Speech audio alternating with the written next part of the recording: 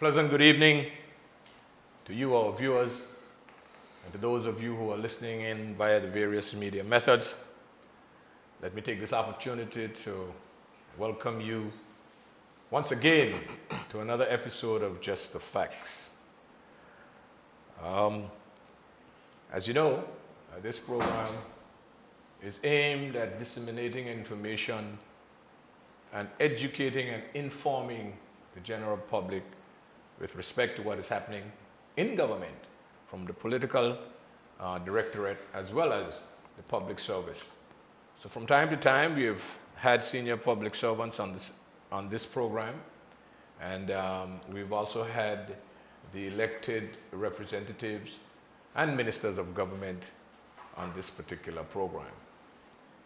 This evening, we have in studio, and not via Zoom or telephone call, we have the Honorable Kyle Hodge. He needs no introduction. But before we get into the program this evening, I will ask the Honorable Minister Kyle Hodge to open us in a word of prayer. Let's pray. Heavenly Father God, we thank you for your goodness. We thank you for your love. We thank you for your mercies, and we thank you for your grace. We thank you for life, because we know how fragile life could be. And we just thank you, God, that you have allowed us to be here tonight for another episode of this program. May you give us knowledge, wisdom, understanding. May we be able to educate the public, inform the public to the best of our abilities. We pray for families in Anguilla who have lost loved ones. We pray that you comfort them. May you give them the strength in this time of their bereavement for them to be able to cope with losing a loved one. We pray for those who are sick and shut in. May you provide healing for them, dear God. May you provide a method of recovery for them, God. We pray for Anguilla in general, that you continue to protect this little country from the shocks. And pray for the government as we continue to grapple and as we continue to implement measures that will assist the people of Anguilla. We thank you for all that you have done and will continue to do. In Jesus' name, amen. Amen. Thank you very much, Honorable Minister. You are the Minister of Economic Development, Water, Lands and Physical Planning, Natural Resources, Agriculture, and if I miss anything, you could add it in. Yeah. Yesterday and today, we had the House of Assembly, debating the Supplemental Appropriations Bill. I would have listened keenly to your presentation in the House. You spoke very openly about what you're doing in the ministry, in particular with respect to water. Of course, you know, water is a natural commodity and we can't do without it. Those of us who are my age and a little older, and some a little younger, would realize that before we had electricity, we had to go to the wells and springs and we have to get water. It is essential. I was very impressed with your presentation, as usual, in the House of Assembly. Thank you. You're on point. Unfortunately, I was not aware of the time restraints, so I didn't get into the meat of the matter in terms of my presentation. But I brought the scripts and the printout, because this is just the facts. And what we have to discuss here this evening, I will have the copies here that I will discuss. And we could go over time if you want. Yeah, well, we're going to have a little time in order to be able to do that. But I would want to just refresh your memory with respect to the discussions in the House of Assembly today. Yeah. Right. I note with interest that even on the opposition side of the bench, of the fence, there were a number, as a matter of fact, there were 8 summary items with respect to this appropriation bill. And I'll just like to briefly go through them one by one. It was the provision to address the anticipated payments to Anglic in respect of the outstanding balances from the former Water Corporation and in relation to streetlights, upfront payment, an anticipated consent agreement for subsequent approval, and that was some $10 million. Give the listening and viewing public, your overview with respect to this, because this is significant. It's a significant. And then we are talking about water and electricity. Yeah, I was quite happy and pleased to be able to see this come to the House and to see it being actioned, because from 2023, Water Corporation would have owed a significant sum of money to Anglic. And if I'm not mistaken, it took the then Chairman Mardenborough, to cut the power of water to get the attention of the government of the day, because they were completely ignoring that bill. It was just a bill that was there, and the arrears were piling on. It took him, making that serious decision to cut the bill, and he would have cut government at one point too, when government refused to come to the table to address a number of outstanding stuff like the street lights, and that is included in today's payment as well. And for me, unfortunately, I was a part of the administration at that time, and I saw the contention. I sat in the room when those meetings were being had, and it was tense for no reason, because we are all Anguillians sitting at a table, and one entity owes the other. There's no reason for no hardballing, and that is the difference when it comes to our administration under the leadership of Premier Richardson Hodge. We get down to the meat of the matter, and at the end of the day, it's about a solution, right? And finding that solution means honoring your obligation to Anglic, and at least 7 million out of the 10 million is directly related to the outstanding monies owed from Water Corporation. There was some settlement agreement that they ended up settling on that said, we're going to pay you $100,000 a month for a $10 million bill. It would have taken 10 years for Anglic to recover that money in full. That's too long. Yes, it is. Especially given the fact that Anglic is now investing in a new building. They're embarking on a major project with CDB. Right. This is the time for them to have as much liquidity as possible. So.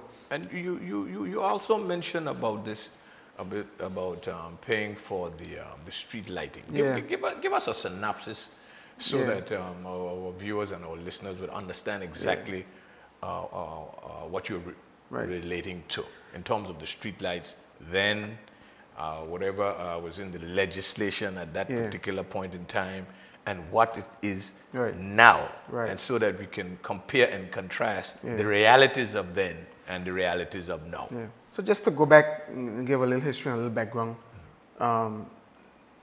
there's legislation governing streetlights, and the legislation speaks to some 200 streetlights. 200 at the time. Right. The legislation is outdated. From time to time, you always would say legislation. They are living documents. You have to bring them back to the House. You have to continue to upgrade, amend as the country grows. So legislation speaks to one thing, and the general public, anybody could see, that there are more than 200 streetlights in Anguilla. They're upward of 2,000. And there's need for more. And there's need for more. Right. There's upward of 2,000 streetlights.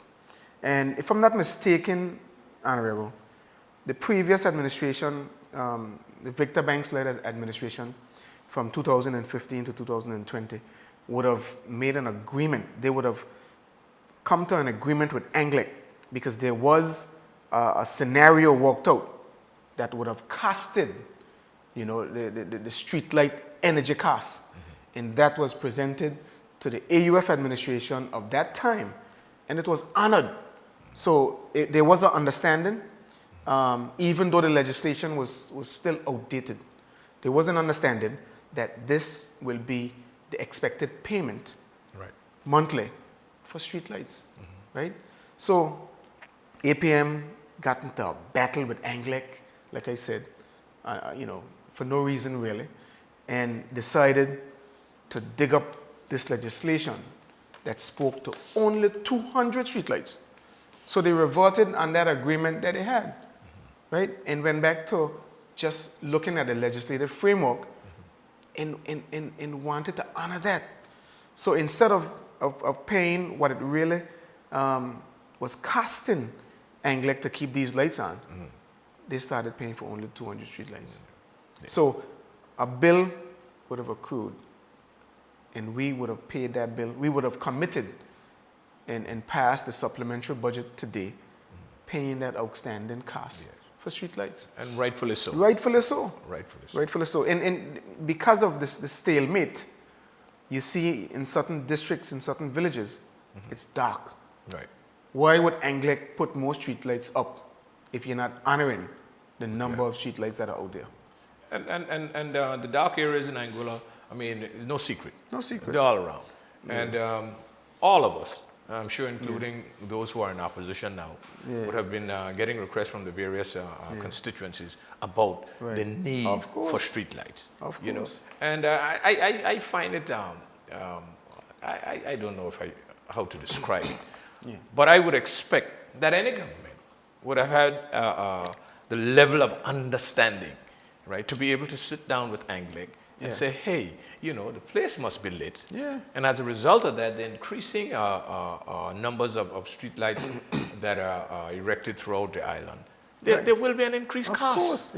So, you know, going back and sticking to whatever was in the legislation for 200 lights, to me, is it's the thought of an infant, so to speak. You know, it's immature. Very immature. I really I can't see the rationale nor the reasoning for holding that line when the reality is different.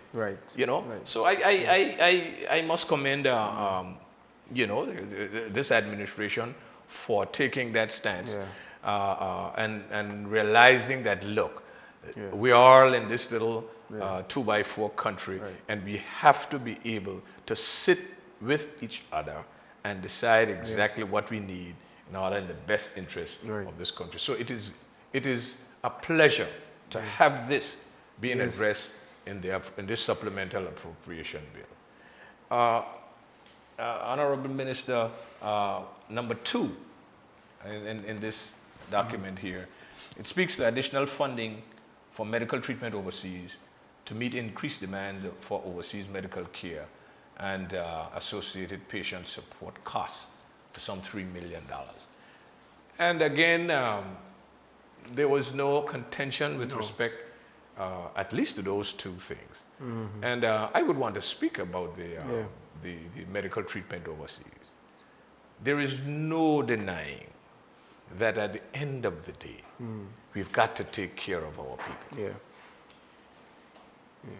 Medical treatment locally and overseas, the cost is increasing exponentially. There is no reason why, at the end of the day, if something is budgeted for $3 million or $5 million, and the actual expenditure is $7 million, and I'm speaking specifically to healthcare, and I'm just using examples to make my point, that if the expenditure, the actual expenditure is $7 million, there is no reason why we should go back in the next budgetary exercise and put $3 million back in there. Because of the escalation and the cost of medical treatment overseas, we definitely must be able to address it. Now, in terms of medical treatment overseas, there's no country in the world, or whether in the state or states or counties or boroughs, that does everything. And there will always be a component for medical treatment overseas. In Anguilla, what we are doing Right. in terms of healthcare and improving healthcare facilities in Anguilla, again, must be done in order for us to be able to reduce the cost of medical treatment overseas. And we saw the former Premier, former Minister of Health, and former Minister of Finance, in his presentation, would have made a number of statements concerning healthcare. And I have the document here that will touch on it a little later as we go through. But the point I want to make is that we have to improve the quality and delivery of our primary and secondary healthcare system in Anguilla. And I make no apologies about it. That is what I, your humble servant, is focused on and will deliver for the people of Anguilla. You know, and again, you would find that I would have asked, you know, the former Premier and Minister of Health today in the House of Assembly, with all of the suggestions that he would have made in his presentation, and rightfully so, what did he do to address some of these conditions? And there's no secret about Dr. Webster being a Yale graduate, world-renowned. I would have had hope that the first medical specialist to have ever been elected in this beautiful country of ours, a Yale graduate, must have an extensive network based on the fact of his connections with the institution in which he attended. So I was hopeful at the end of the day. But I was very, very disappointed, Honorable, with where we were 14, 15 months ago in terms of healthcare in Anguilla. I was told that he had planned to address healthcare in his second term as Premier. Again, Honorable, I find that difficult to believe. And when I say that, I am no doctor, I am no specialist. I'm a yard fowl that has been around the block for a minute or two.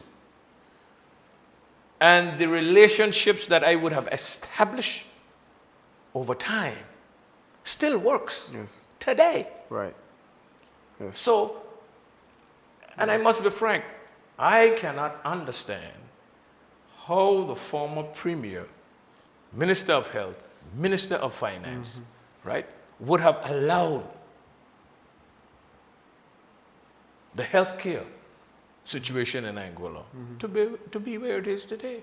But be that as it may, we're going to move forward with it. And there are a number of things that I will touch on a little later. But let us go through these items here. We have funding to continue the government's fuel surcharge relief program and support the application of credits to eligible customer accounts, contingency provision to the tune of some $15.28 million. That's major. You want to touch on it? That's major, because this is in addition to the 3 relief measures we already implemented. We did go through a few months ago with the removal of duties and freight and insurance. We also went forward 3 months ago with the removal of duties and excise tax on gasoline importation.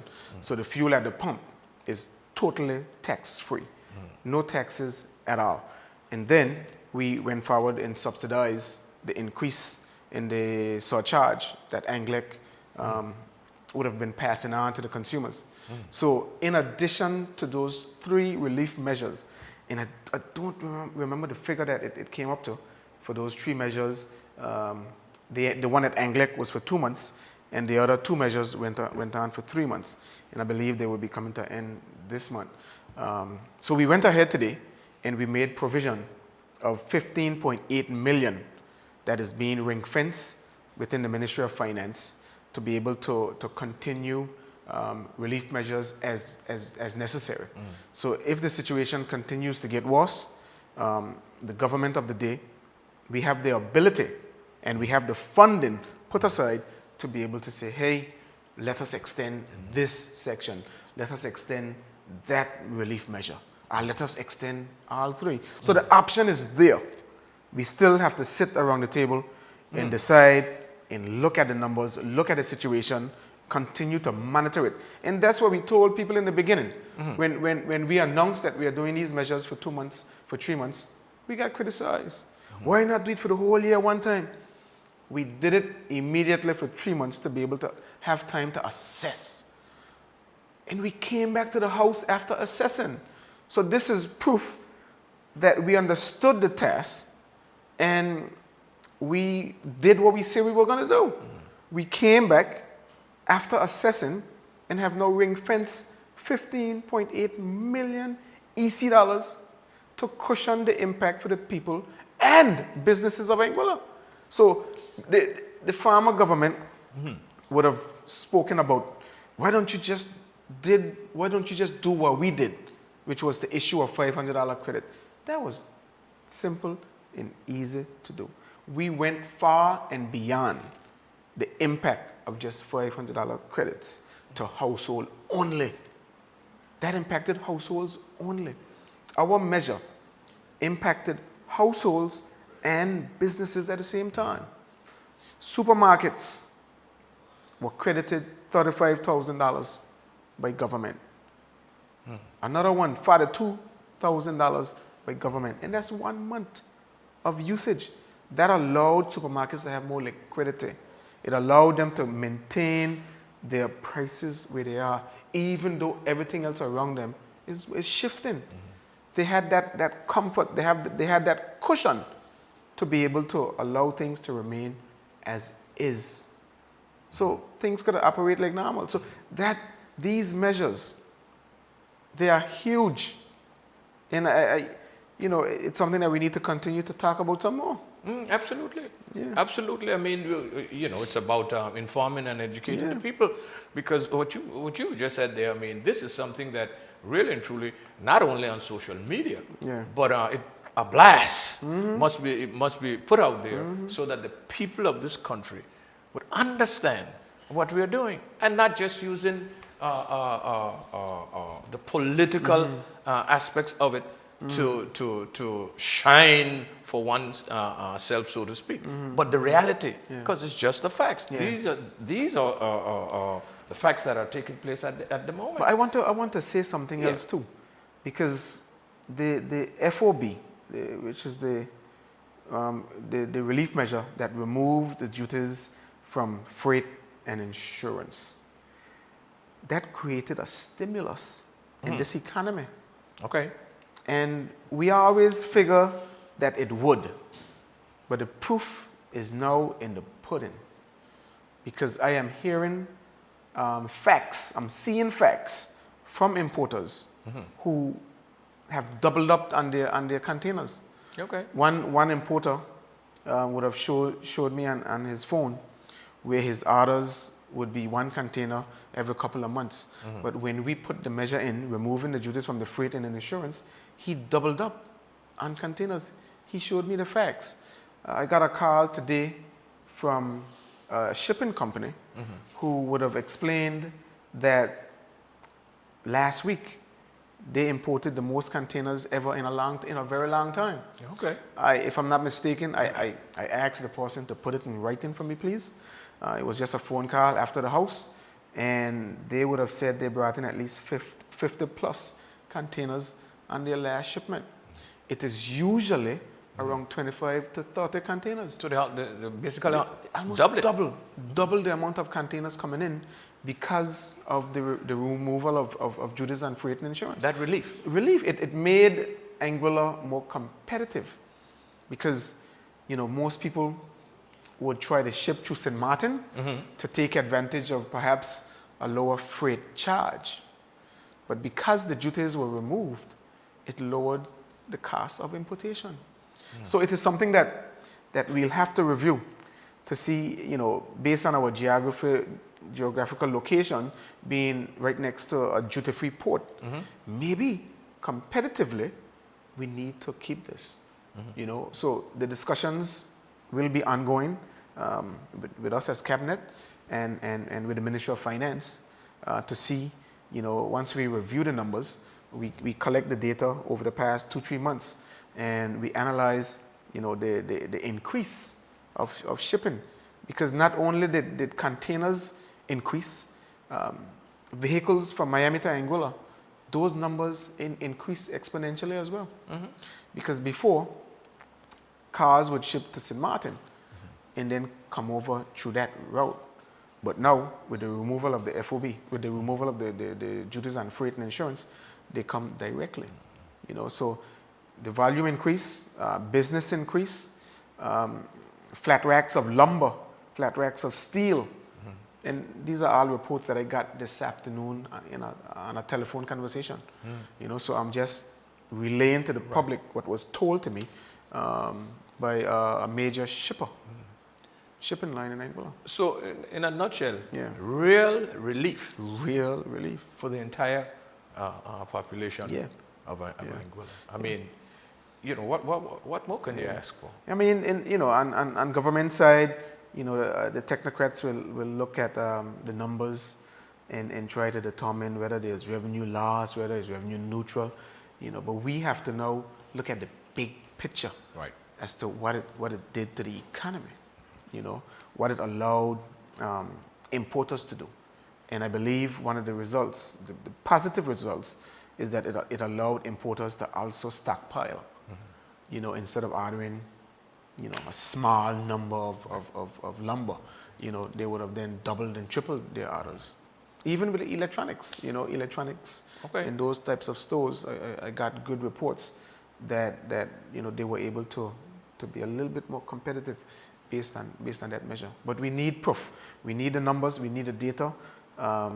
We need the testimonials. You know, that is important as well. Right. Yes, it is. Yeah. So that we get the message out there. Of course. That is not us just discussing a topic, right, for experiences, so to speak, and you know, as elected and as parliamentarians, we are not doing anything to put feathers in our cap. That is the reality that is out there, and it's just the facts as they are. Just the facts. Yes. The other item here that I have on this list: additional funding for the Royal Anguilla Police Force and the UK Armed Forces joint program, including extension of the UK armed officers deployment from August to December, you know, to the tune of some $1.36 million. Of course, security is a concern for all of us. At the end of the day, we've got to be able to put measures in place, you know, to assist law enforcement and so on and so forth. I would have read of a program that is taking place, I believe it is in Turks and Caicos. There is a contingent of Jamaican police officers who would have gone over there. Right. I think it is something that we really need to look at and see, you know, what the costing is. Of course, you can't put a cost to a life, so to speak, but in order to be able to maintain, you know, that sort of security and mind over matter, so to speak, and of our people.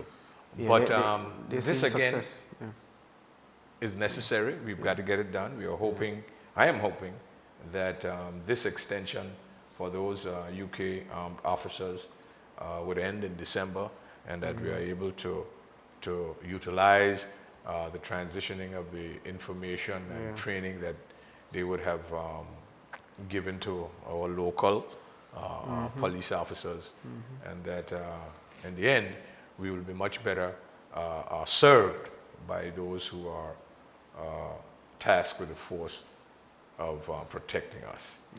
Again, there wasn't anything contentious about that coming from the opposition side and the previous administration.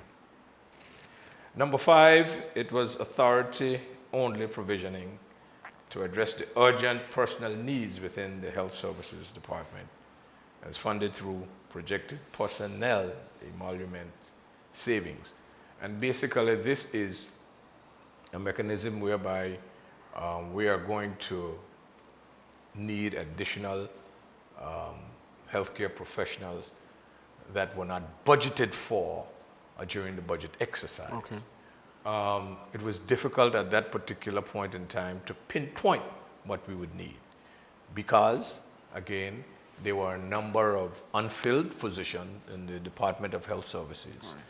And really, it didn't make a whole lot of sense of asking, budgeting for other positions when we couldn't fill the vacant positions. Again, this was all tied into the salary increases and so on and so forth. But at the end of the day, this particular provision is in here because we are going to employ an orthopedic surgeon to be on island, and we are going to employ an ophthalmologist to be on island. Okay. And these are specialists? Specialists. These are specialists. I thought we could not attract specialists. Well, that is what the former premier said. Maybe that's the reason why we cannot attract him and he won't stay here. Okay. But we'll come to that in a little bit based on his presentation in the House yesterday. Because he is a specialist, ear, nose, and throat specialist, so we'll talk about that. But in terms of orthopedic surgery, I would give just a breakdown of the first 3 months, three and a half months of this year. We would have had something like probably 15 to 17 medical evacuations out of Anguilla at that particular point in time. 9 of them were orthopedic cases that we had to send.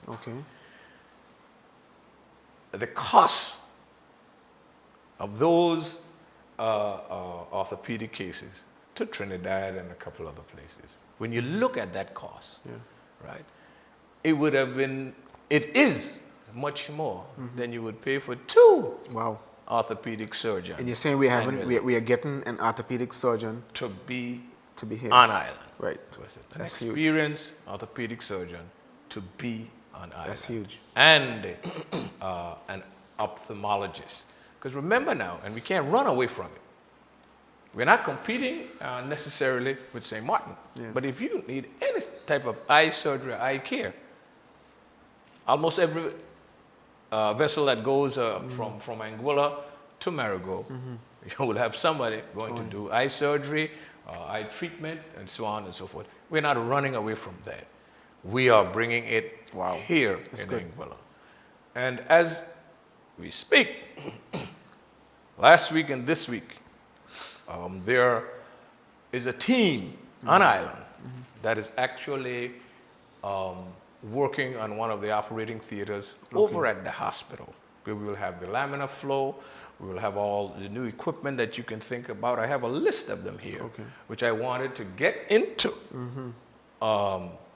today in the House of Assembly, because I know that the member for District 1, Dr. Ellis Lorenzo Webster, knows about him, you know. And I just can't understand how come, you know, these sort of things were not done during the last 5 years from 2020 until 2025. But we're putting it in place whereby you have laminar flow going there. You will you'll have C-arms in the operating theater, and he knows what I'm talking about. You know, in terms of that, the whole list that I had to present to the House of Assembly today: anesthesia machine, laparoscopic towers, orthopedic towers, and so on and so forth. Because it is important for our people to be able to have orthopedic specialists, whether it's joint replacement here in Anguilla. And I dare say now that that is what we are working towards. And I am hopeful with the work going on now, because the equipment is already on island, that we are able to do our first joint replacement by the end of July. So we are working towards that feverishly. I have the work that is taking place on the theater on my phone, and been visited this morning. Tomorrow morning I will go over there again and get it done. So a lot of good things happening in health. Absolutely.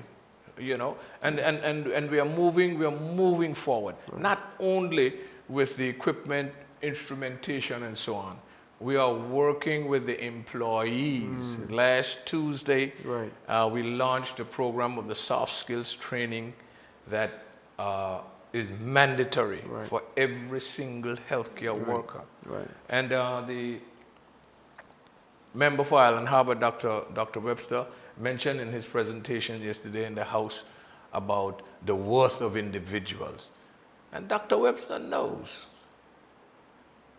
that as great as he may be as an ear, nose, and throat specialist, that he cannot function without a team.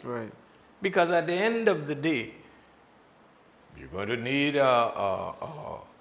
nurses in the operating theater. You're going to need an anesthesiologist. You're going to need the linen from the laundry that is sterilized.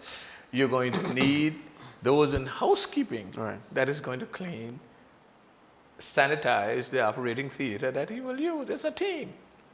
So yes, who is, in terms of importance, they're all part and parcel of the same team in order to be able to, to deliver a successful outcome, whether it's surgery and other things. So we are working on that. And I make no bones about it. I'm going to take it one round of the ladder, but by the end of this term, and God's help, we will have healthcare moving in the direction where it ought to be in this beautiful country of ours. You know, so that particular area there is what we are thinking about. Again, with the Anguilla Community College, through the Anguilla Community College, the soft skills training is being done. We need to use the same community college to deal with the customer service from the entire public service. You read my mind. Entire public service. Because as you know, and we're in a small community. 2 o'clock in the morning. Now, right now, if you go up, someone up in the emergency room, they're not going there to hang around or to other things. And even though, there's a nice little, cafe across from the hospital, it's not open now. So if you go up there now, it's either that a family member, someone is in pain and stuff like that. And we have to deal with them properly. We have to understand their plight. We have to understand their pain. And we have to, the way how we communicate with them, the way how you treat them, it is of paramount importance. And we want to get away from this. If I go to the hospital now, or you go to the hospital now, they're going to treat you with tender, loving care, so to speak. Right? I read a comment from the deputy governor. He would have gotten in an accident some time ago. And his comments were, the professionalism, the way how he was treated, because I believe he spent a night at the hospital. And it was all wonderful service as per his communication and thanking them for it. That is what I would want. That is what the Anguilla people would want for every single patient that shows up on that compound. That is what we're working towards. That is the soft skill training.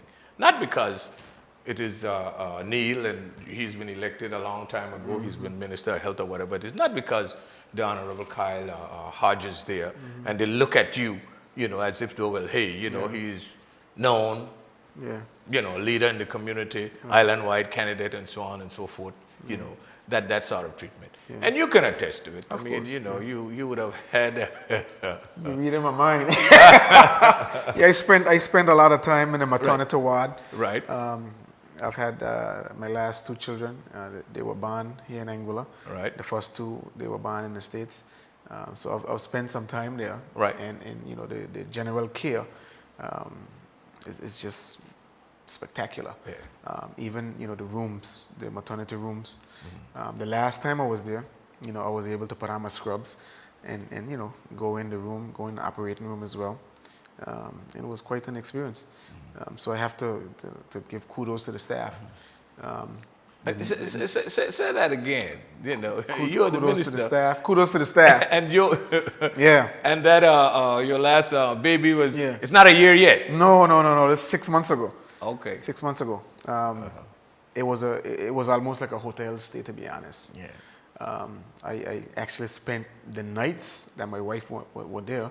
I spent the nights with her, in a chair. But it's like hotel treatment. A testimony. A testimony. Yeah, this is a testimony. Real fact, just the fact. And it's not just because of me. I've heard it from other people too. Yes, I've You heard know, from other dads who were able to spend the time, the quality time there. They were well pleased as well. Yeah. So that's what we would want to hear Yeah. and experience. Yeah. For the most part, whether it's Right. 95%, 98%, and so on and so forth. So that is what we're Yeah. working towards in terms of moving it along. And while we're there on that, the former premier would have mentioned that to attract specialists, we will never attract specialists to Anguilla, paying them $250,000 EC dollars, a year, and maybe that is one of the reasons why, at the end of the day, that he does not spend a whole lot of time here, and I believe that he should respect the good citizens in District 1, right, to be able to give them the type of representation that they need. He knows full well what he can make in a month as a specialist. It begs the question, and it seems as if though, and this is just the facts, that if the honorable member for District 1, the representative and former premier, is not the premier in Anguilla, Right. he is not able Yeah. to survive, or he's not able to live in Anguilla being not the premier. Now, and I am not knocking him for this, but he should be a lot more respectful for those who would have elected him. Yeah. And the reason why I'm saying this is because in 2022, when I had to leave, I spent about 4 months, 5 months in Colombia with one of my cousins. Right. It was appropriate Right. because there were other things I had to do, which could not allow me to be in here. Anguilla, Yeah. an elected member Right. of the people of Valley North, right? The respectful thing which I did was to resign my Correct. post, my position at that particular point in time. Correct. Hence, the election of the Honorable Yeah. Shelia Rogers Webster in District 3 to carry it on. And I believe it is the right thing that Dr. Webster should do, as opposed to using a caveat in the House of Assembly rules of procedure, whereby 3 consecutive meetings without an excuse, you're allowed to do that. Now, for me, and I don't know too much about the English language, what can be termed as an excuse? Right. Right. An email probably at midnight to the speaker saying, well, unfortunately, I'm not going to be able to make for this sitting. Is that an excuse? I don't know. I am just saying it. Right. And the facts are there. Yeah. And I am one Yeah. who travels a lot. And I make no bones about it for various things. Right? We would have traveled last year, both Mr. Webster, Malcolm, and myself, to conferences and to workshops for GE Electric, for Siemens, for Philips. Right. Hence, we were able to make the decision and purchase the equipment that we have along with donors' funding. And again, I will be traveling a little later this year because, as you know, which I am passionate about, that we will begin by December 2027, God spare life, the building of a new medical complex for the people. I can't stay in Anguilla and build it. Right.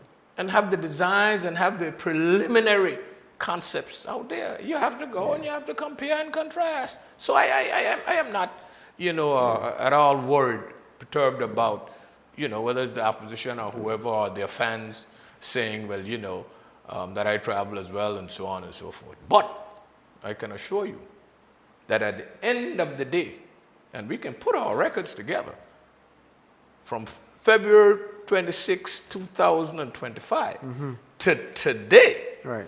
let's see who can match up Right. with the district representative from Island Harbor. That's So- all I'm saying. So what is your advice to the leader of opposition at this point in time? And before you even give the advice, I want to say it here that earlier today in the House, I would have spoken directly to this issue, and I would have told the leader of opposition, Dr. Webster, that this isn't 2019 when he was just the leader of a party. Today, he is the leader of a party. He is the district representative for Island Harbor District 1, and he's also the leader of opposition. And if I can even go a little further, we know that we are grappling with issues throughout Anguilla, but we are also grappling with some very serious issues in the community of Island Harbor as well. And there's a need for representation. There's a need for presence, consistent presence. Whether it's to speak to the young people in the area as district leader, whether it's to galvanize the community representatives and the different leaders within the community, to pull things together. There's a desperate need to focus more on District 1 and the inner issues that are plaguing the Island Harbor Keys area. And where is the current elected leader today? Where is he today? And it hits me Well, hard. he was in the House today. I don't know where he will be tomorrow Right. or tonight. Right. To be frank. So based on all of that, what is your advice to him? I would advise him to have a little more respect for those who would have entrusted their vote and their support towards it. And basically, by his own admission, a specialist can make $100,000 in a month. Yeah. So he would know. Those of us who've been fortunate to be elected and to have been ministers, I had never been the premier or chief minister and so on, but I know you can't make that kind of money here. And it is clear from a historic perspective that even when Dr. Webster entered the political arena, right, it wasn't about his commitment to serving the people. Because if you would recall, the first time he ran, there were lots of medical specialists who came up to the Vivian V. Vanderpool Primary School. We called it Island Harbor Primary School. And after he lost that election, we didn't see him again for Right. 5 years. Right. And I want to make this clear because this is just the facts. There were generations of Anguillians who for the first time may have seen Dr. Webster when he first ran, when that was in 2015. We would have known of his brother Sam, who ran before. But again, if he really and truly cares about the community, about the people, here's my advice to him. I will be reaching out to him in terms of, the initial concepts, where we would want to go and so on, because healthcare is apolitical as far as I'm concerned. And he, having served as Minister of Health, Minister of Finance, and the Premier of this country, that would be a testimony, Right. to his commitment to the people of this country, who he represented at the highest level. Right. And I say this looking straight in the camera and saying this to Dr. Webster, my classmate in high school, right? And I said it in the House before, and I said it to him, that I will be reaching out to him for ideas because he must have an extensive network Yeah. based on his professional relationships out there. Anguilla needs them at this time, and I will be reaching out to him in order to do that. If he is so inept with the political atmosphere, hey, elections won't be until 2030, God spare life, because irrespective of what the noises are on the other side, with God's help, we're not going anywhere Right. until then. And then the people will have Yeah. an opportunity to decide. Right. And I believe that would be the best thing for him to do, move on and return. When you say move on, what do you mean? You Resign oh, okay. and return in 2030. Resign and return. Yes, of course. Okay. We're moving on a little bit, is some additional funding. I went through that for the Anguilla Community College. I spoke about the soft skills training. Yeah. The program that is taking place over there, we have of the 5 invigilators or facilitators, there are 4 who reside in Anguilla, and there is one who's out of Trinidad, out of the school that is affiliated with them, that is conducting the program. And we've got to, I said it today and I'll repeat it again, we've got to invest quite a bit more in the Anguilla Community College, in the technical area and so on and so forth, so that we'll be able to produce, to have the type of training that is necessary, for our young people. Before you go on, Honorable, I just viewed the live, and someone said, love that idea about the orthopedic and other specialists, but they also asked about psychiatrists. Yeah. A psychiatrist. Well, good. A psychiatrist. Psychiatrist, yeah. Right. Will be here at the end of this month. The Permanent. visas- That's permanent. Permanently. He's actually from Nigeria. He was interviewed, accepted the position. Of course, they would have sent him the contract and some visa issues to pass, to get here. Okay. And you were in Nigeria not too long ago. Yeah. So he will be here, and we are expecting him to take up a position in the first week of July, God's willing. Okay. We'll be here to look at our mentally challenged and to deal with that. The supporting staff over the last year, we would have employed a psychiatric nurse coordinator and a number of other nurses and so on, so that we can deal with our mentally challenged individuals. So we are working towards that. Okay. We're working towards that. We go a little further on when I move here. There's reallocation of provisions for MICU office accommodation, capital budget to grants and contributions to support payment of the Anguilla Tourism Board and in respect to Bermuda air marketing arrangements. Yeah. The Honorable Joseph Vanderpool would have been here, but there was a conflict in terms of meetings and so on and so forth, because that's an area that we will want to really speak about. Yeah. And let me be upfront, Honorable. Yeah. There are a lot of things that are happening, and we, as representatives of the people, need to speak more about it. Right.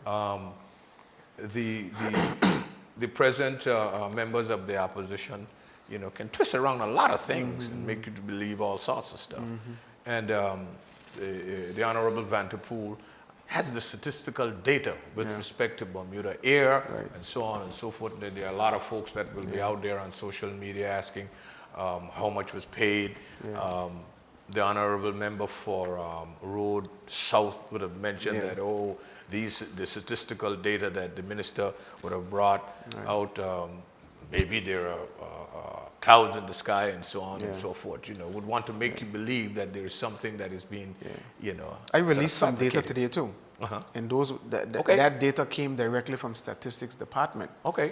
So these are the numbers from immigration.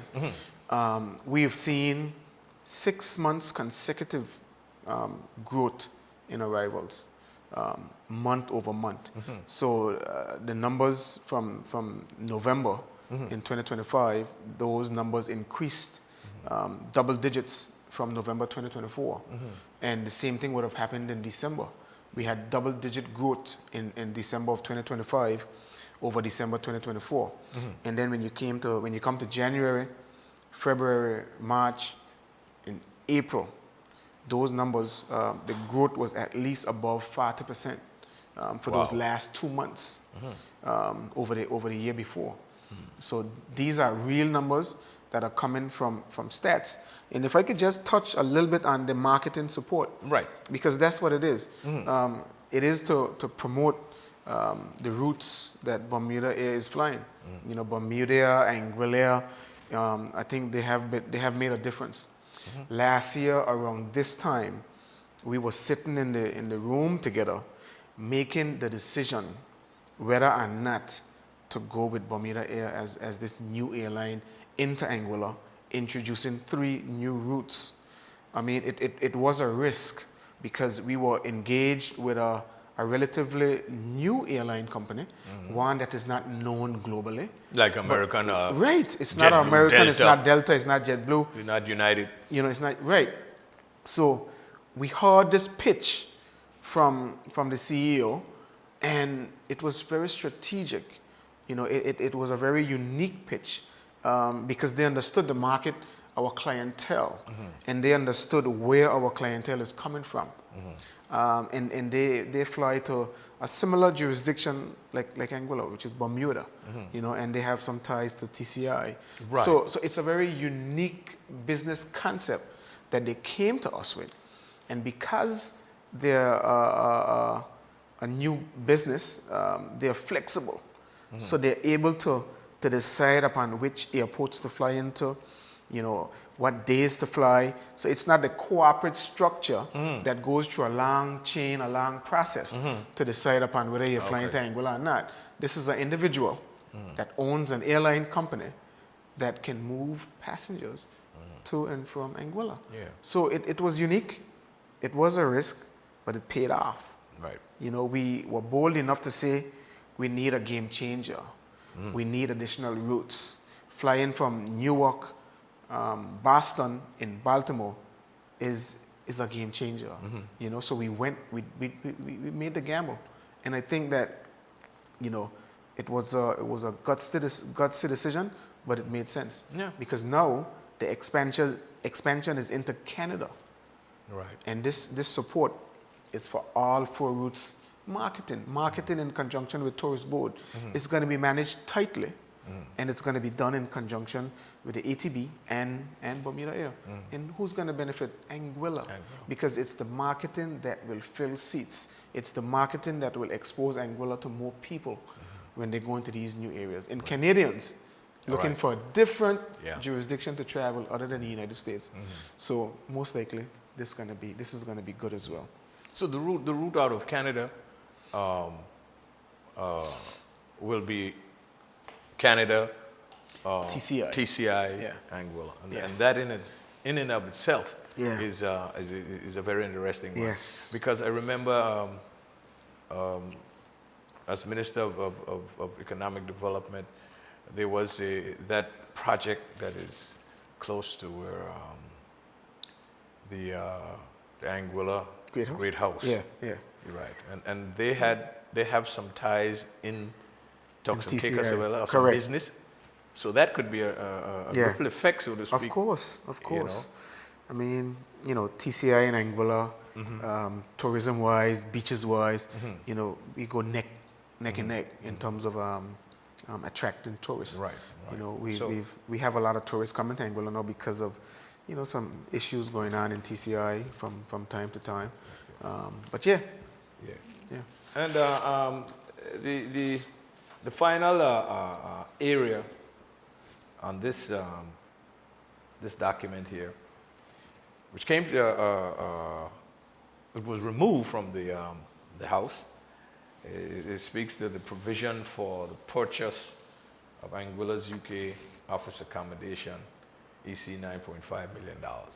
But basically, Honorable, the opposition seemed to have supported all of the items except this particular item. Yeah. This one was removed from the house. It was removed from the house on this appropriation, supplemental appropriation. You know, and I believe rightfully so, because it needs, in my opinion, a special sitting to deal with that, as opposed to under a supplemental. Because this, Honorable, I believe is worthy of a singular item on the agenda, so that we can really and truly explain to the people of Anguilla what this is all about. Yes. And I think it is incumbent upon us.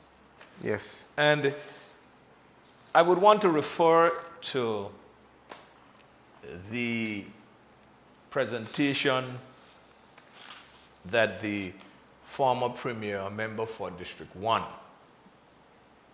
Dr. Ellis Lorenzo Webster, mentioned yesterday in the House of Assembly. And I quote, and I think that this is one of the most ill-conceived and misuse of the people's money that I had ever heard about, Madam Speaker, and I will speak against it until I get blue in the face. The Premier said last time I was here, rightfully so last time, because the several times that he wasn't there, so the last time could have been several months ago. He said, the Premier said last time I was here that I was angry, and certainly I am angry. You can bet on it, Madam Speaker, because I think this administration, if they had continued with the blueprint that was set out, instead of pausing, reassessing, and reprioritizing, Anguilla would have been in a much better position than it is right now. And member, it is difficult for me to comprehend what the former Premier is saying with respect to this. And I say this in all honesty. 2 weeks ago, I visited 21 Fleet Street in London. Wasn't there before. You just hear about this Anguilla house and so on. And my views and my advice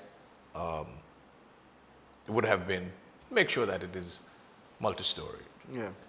And make sure that it is in a commercialized area. Multi-purpose as well. Multi-purpose, multi-storage, and is in a commercialized area.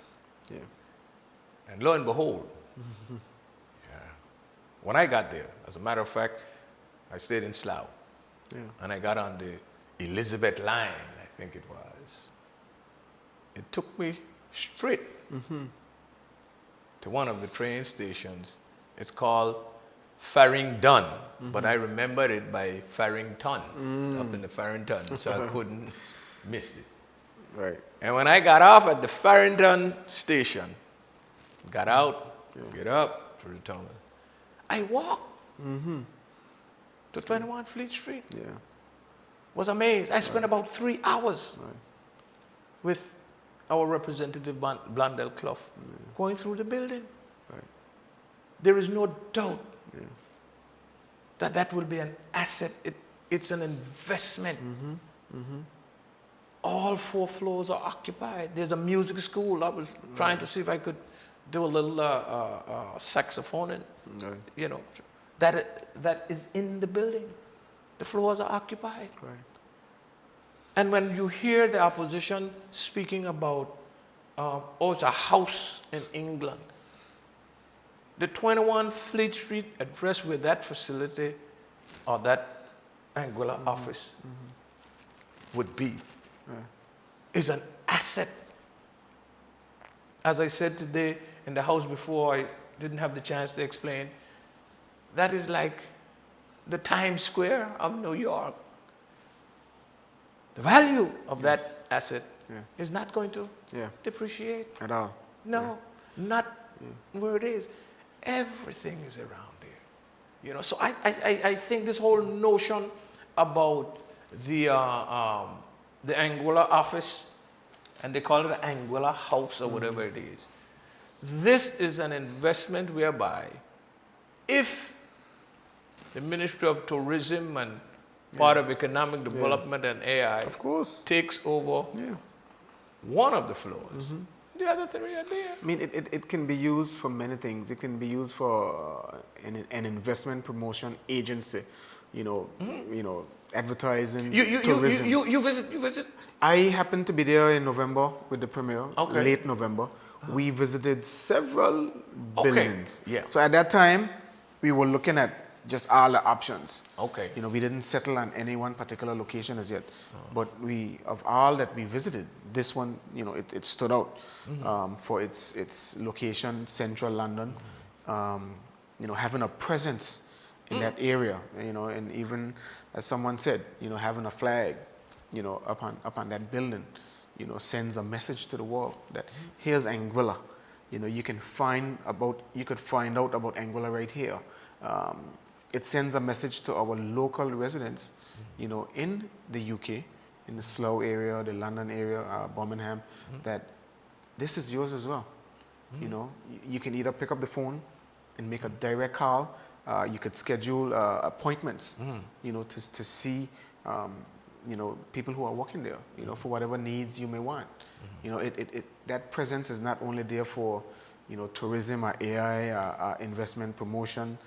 It's there for everybody. Yeah. It's there for our locals as well. Right. And the thing about it is that at the end of the day, when you hear the opposition talking about an investment in London, and you're not doing at home, and charity begins at home, and all that sort of stuff, when I look a little further, charity really begins at home, and sometimes the charitable things begin at home. You have to question. And here is what I'm saying, why you have to question. When we look at this, 9.5 million EC dollar in investment, and we compare it with what the previous administration would have done in Blowing Point. Okay? And I want for the listening and viewing public,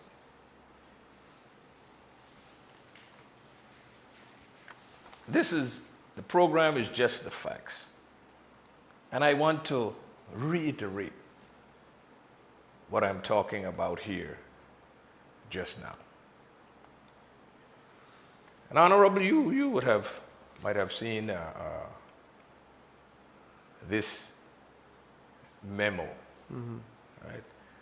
And it is an executive council memo. So it's not a memo from the Anguilla United Front. It's not a memo from me or you. But I want to be able to say this to our listening and our viewing public. And I will not stop with this particular item. Because what is happening in Blowing Point as we speak is troubling. And I want to be able to say to the people of Anguilla how this came about. I was in the previous administration when we attempted and we compulsory acquire some lands in that area, which we thought would have been necessary in order to do it. And this is Executive Council submission, and it's dated the 31st of August, 2021. This Anguilla United Front wasn't in office at the time. No. That was the Anguilla Progressive Movement. And truth be told, because it must be told, the title of this is the revision number 2, revesting of lands acquired for the Blowing Point Terminal on behalf of the Anguilla Air and Seaport Authority, property situated in registration section West Central, block 28409B, described as parcel 29, 36, 37, and 38.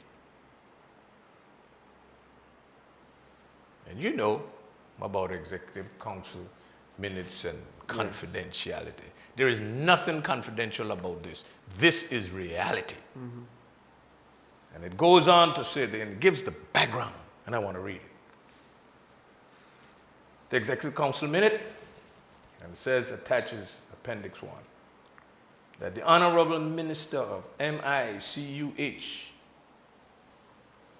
and T, I'm sure for tourism, and at that time, it was the Honorable Member for Road South, who was the minister at the time, briefed council on the status of Blowing Point Ferry Terminal project. The repositioning of the project meant that construction could now proceed without using certain lands compulsorily acquired on November 30th, 2018. So they were acquired in 2018. And if you go back to the that November 30th, 2018, if my memory serves me correct, I might have been the Minister of Lands and Physical Planning at the time. Correct. So, okay? So I'm not talking out of context here. And then, so interestingly, you were the Minister of Lands then, 2021. I was probably in that Executive Council meeting as well. That's why I say. Right? So I was probably in that meeting as well. But this is a paper the minister brought. Yes. This is a decision the minister made. Right. And you know, it was supported. It said that the Honorable Minister consequently recommended that the acquired land should be returned to the original owners. And they were returned. Yeah. And it was. Decision was made. Hence, we have two buildings that are original owners. Right. You know, Andy and now Junior, Wendell Junior.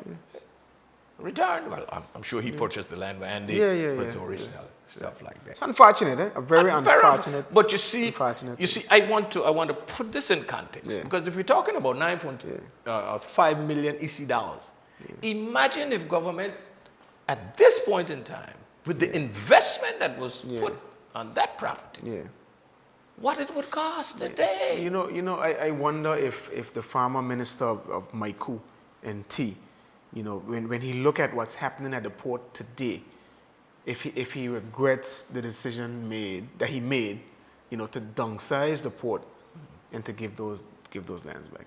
Because in retrospectively looking at it now, you know, decision was made back then, yes, under whatever circumstances you came to Executive Council under. But looking back at it now, hindsight, you know, would he come out and say, you know what, that was a bad decision? You know, because in life, you know, sometimes we screw up, right? Sometimes we make some decisions in a rush, in a haste, that don't turn out to be the right decision. And maturity, for me, is always when you can admit to listen, based on what the decision was made at that point in time. Now it's an error. And I will go on record in saying this. The former minister of Maiku, during the administration that I served in, from 2015 to 2020, was Curtis Richardson. Say what you want about it. But I know that in terms of his approach, you know, to certain things, leaves a lot to be desired. But in terms of his vision, in terms of his foresight, with the overall development of this country, you know, that was one of the things that he was particularly involved in. There was a place down there we used to call Whitehall, where the parking lot is now. I remember. And the entire vision for that area, right, where those lands were acquired and given back. The entire structure and the plan for Blowing Point would have been really and truly remarkable if they had followed, as I read earlier, what they would have met there, as opposed to, you know, trying to change it up. So here we are.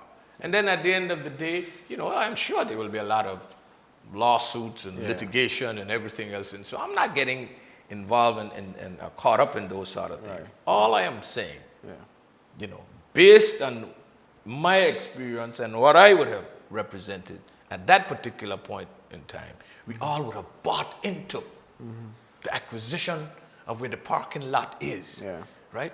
The acquisition of the lands, that is adjacent.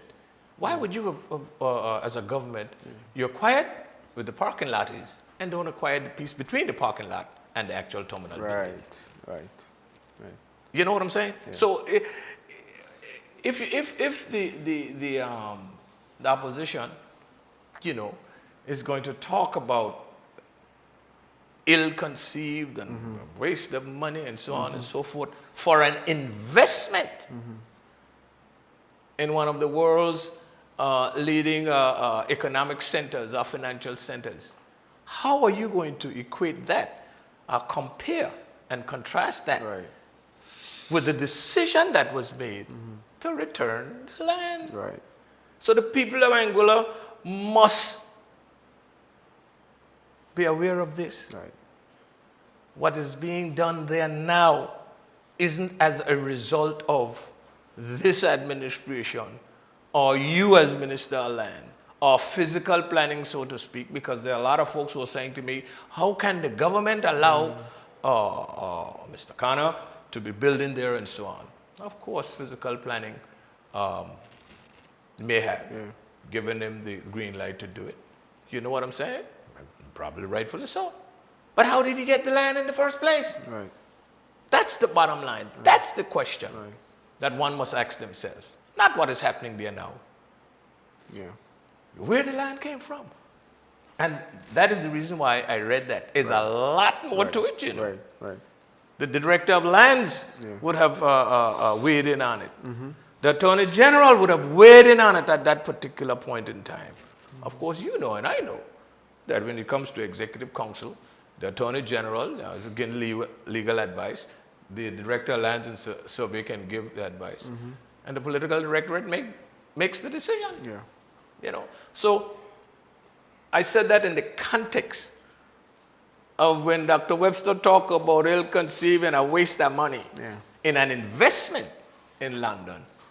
I'm wondering how would he describe that decision based on what is happening and the context and how important Blowing Point Ferry Terminal is to Anguilla. So I'm not going to stop on this. I made sure that I called one or two lawyers before I came here tonight. I won't say anything on it. Well, you're the minister. I called one or two lawyers to make sure that I'm not going out of context. Right. But what I'm speaking here is the truth. So we're engaged. Yes, with stay engaged, owner, stay engaged, stay engaged, and you're the minister of land. Stay engaged.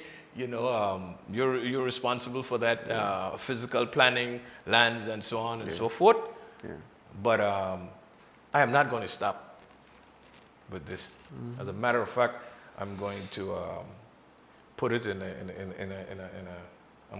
tablet form. I'll tabulate it so I can walk around with it in my pocket. Because I'm not going to stop with this. Okay. Because if Dr. Webster can say that 9.5 million EC dollars in an Anguilla, not an Anguilla house, because that's the political spin on it.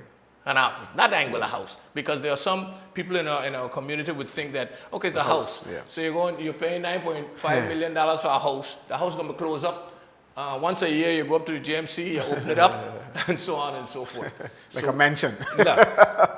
And we, it's not that. And we as a government, we have to promote, we have to tell the truth of what is happening with respect to this. And I will continue to compare and contrast what Dr. Webster called ill-conceived and a waste of money compared to what you would have to, the people of Anguilla, the government of Anguilla would have to pay to acquire that now because it was acquired before. Yes. And the owners, original owners, rightfully so,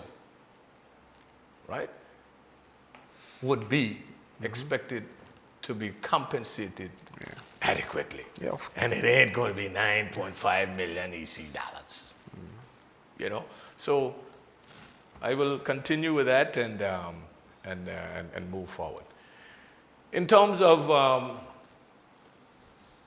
the regrading exercise and salaries and so on and so forth, I said my piece today in the House of Assembly.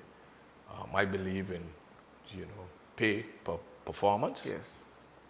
There is no doubt that there are some civil servants, for whatever reason, need to step up in terms of their performances. Everybody, all the elected members in the House were supportive of the increase in salaries. Now, are you going to please everyone? No. And as I said, is this etched in stone? Yeah. I don't believe so. Some things will have to be revisited and you'll have to look at. Now, they're going to say the government of the day would have treated a particular group one way and another group another way. At the end of the day, whatever mechanism was used to justify these increases, it'll have to be looked at. We've got to look at certain positions. It has to be revisited. I don't think this is etched in stone. The deputy governor and so on and so forth.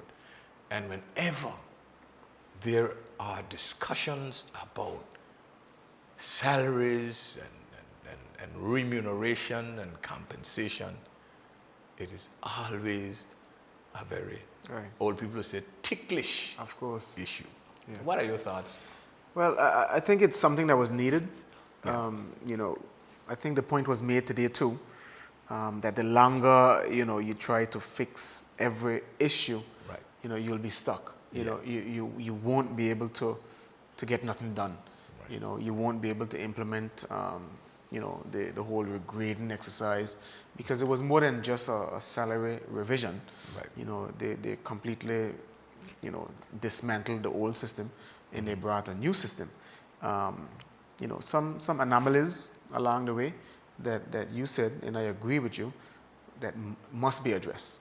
If there are injustices anywhere within the system that is going to be implemented, then we need to pick those out and see how they can be fixed, as time goes by.